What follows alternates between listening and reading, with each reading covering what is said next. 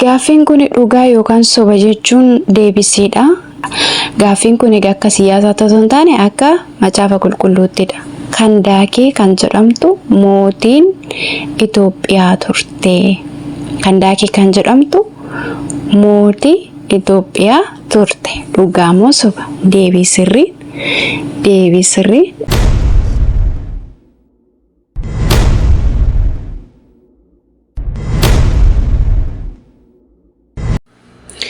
Nagaa waaqayyo isiniif haa baay'atu. Hordoftoota Gizuutu akkam jirtu? nagaa keessanii an nagaa kootu waaqayyoof galannaa ta'u. Yeroo har'aa kanas walitti deebinee jirra. Torbee har'aa jechuudha haalli gaaffiif deebii keenya filannoo ture har'a garuu jechuudha.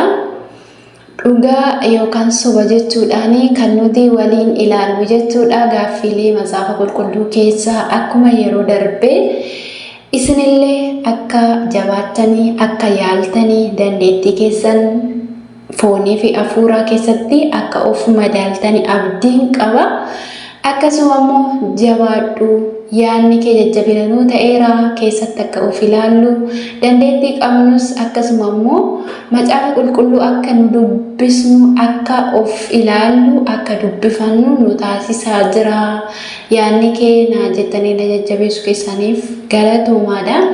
Haa ta'u iyyuu malee namni waan facaasu amma ta'edha sagalee waaqayyoo. Kanaaf yeroo qabdan irratti waa'ee dubbii waaqayyootti jabaachuutti yeroo keessan aarsaa gootanii baay'ee tokko namatti tola. Gaaffii itti aanutti darbina.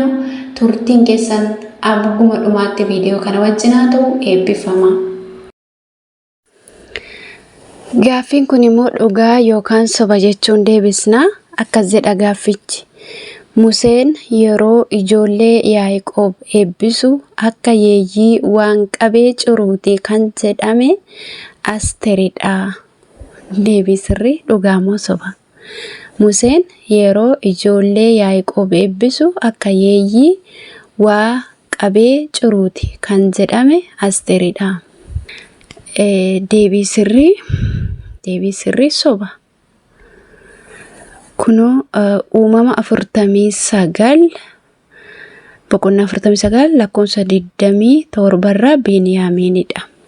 Gaaffii itti aanu. Gaaffiin itti aanus dhugaa yookaan soba jechuun deebisiidha. Akkas jedha. Daawit akka mootii ta'uuf kan dibee Saamu'eelidha. Kanaan dura filannoo keessatti illee isin gaafadhee ture. Asitti immoo dhugaaf sobaanidha. Daawit akka mootii ta'uuf kan dibe Saamu'eelidha. Dhugaa moo soba?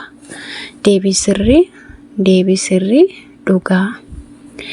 Tokkoffaa Saamu'eel boqonnaa 10 lakkoofsa 1 irraa argattu. Gaaffii itti aanu immoo akkasidha.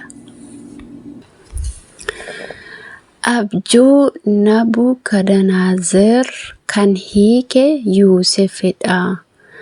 Deebii sirrii. dhugaa moo soba? Abjuu Nabukadnezar kan hiike Yoosefidha. Deebii sirriin soba. Abjuu kana kan hiike Daani'el malee Yoosef miti. Sababiin isaayyuu Yoosef abjuu mootii Gibxii hiike malee kan Nabukadnezar hiikama. Deebiin isaa sobadha. Kunoo Daani'el boqonnaa 2 lakkoofsa 19-24 abjuu kan hiike Daani'elidha jedha. Gaaffii itti aanu. Gaaffiin itti aanullee dhugaa yookaan sobaadha. Akkas jedha. Ogummaa fi hafuura isa Isxifaanos itti dubbate mormuu hin dandeenye. Dhugaa moo soba? Deebii sirrii. Soba. Gaaffiin itti aanu akkasidha. Yoonaas Tarshiishitti ergamnaan gara Naanaweetti miliqee. Dhugaa yookaan soba? Yoonaas Tarshiishitti ergamnaan gara Naanaweetti miliqee. Deebii sirrii. Soba. Kunoo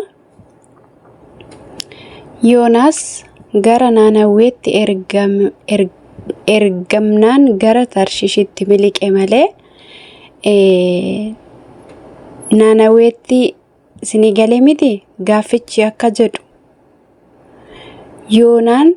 Yoonaas wal jijjiire jechuudha. Gaaffiin kun Yoonaas gara Naanaweetti ergamnaan gara Tarshishitti miliqe.